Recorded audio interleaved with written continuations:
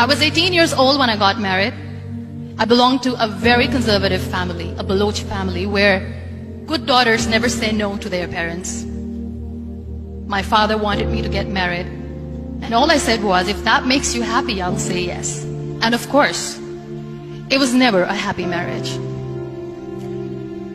Just about after 2 years of getting married, about 9 years ago, I met a car accident. Somehow my husband fell asleep and the car fell in the ditch.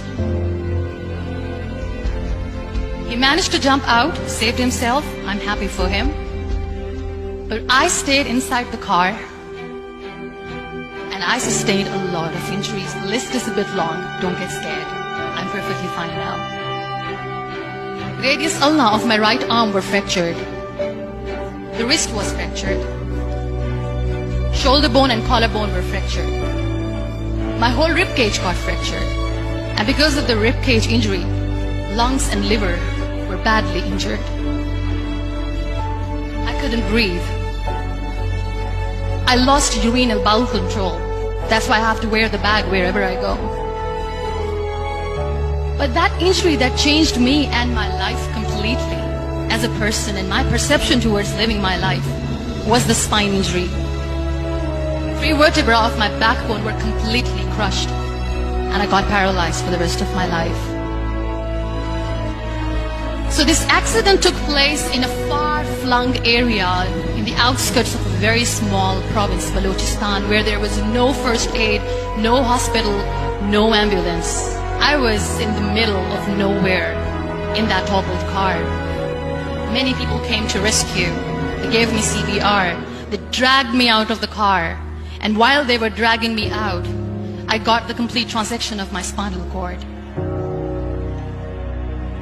I finally ended up in a hospital where I stayed for 2.5 months.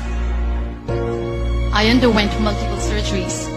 Doctors have put a lot of titanium in my arm. There's a lot of titanium at my back to fix my back.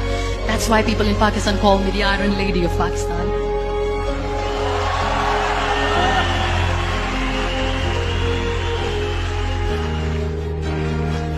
Those 2.5 months in the hospital were dreadful. I will not make up stories just to inspire you. I was at the verge of despair. One day, doctor came to me and he said, well, I heard that you wanted to be an artist, but you ended up being a housewife. I have a bad news for you. You won't be able to paint again because your wrist and your arm are so deformed, you won't be able to hold a pen again.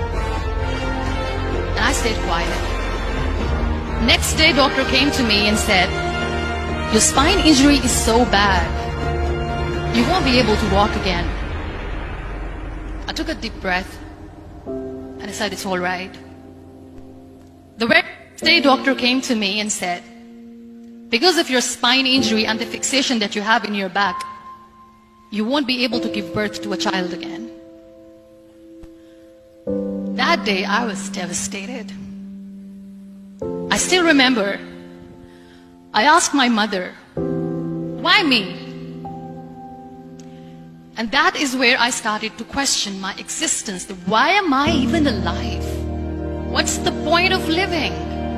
I cannot walk, I cannot paint. Fine, we cannot be a mother.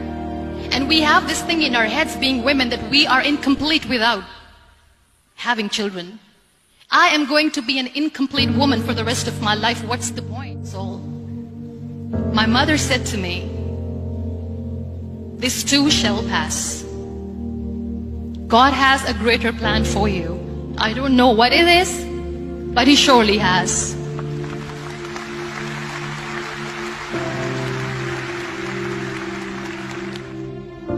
So what kept me going was, one day I asked my brothers, I know I have a deformed hand, but I'm tired of looking at these white walls in the hospital and wearing these white scrubs. I'm getting tired of this. I want to add more colors to my life. I want to do something. Bring me some colors. Bring me some small canvas. I want to paint. So the very first painting I made was on my deathbed, where I painted for the very first time. There were a lot of infections in my body, a lot of allergies. So doctors wanted me to lie down on the bed straight for not 6 months, for not 1 year, for 2 years. I was bedridden, confined in that one room, looking outside the window, listening to the birds chirping, and thinking maybe there will be a time when we'll be going out with the family and enjoying the nature. That was the time where I realized how lucky people are, but they don't realize. And you know how it all began?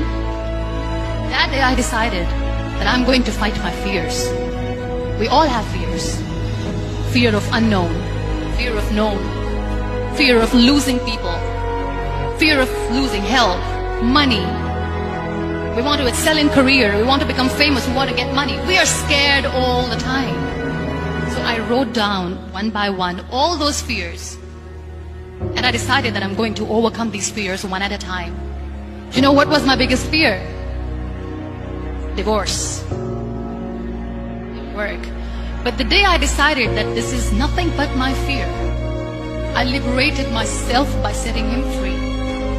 And I made myself emotionally so strong that the day I got the news that he's getting married, I sent him a text that I'm so happy for you and I wish you all the best. And he knows that I pray for him today.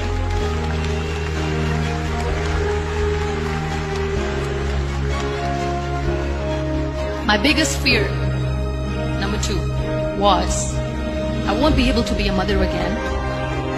And that was quite devastating for me. But then I realized there are so many children in the world, all they want is acceptance. So there is no point of crying, just go and adopt one. And that's what I did.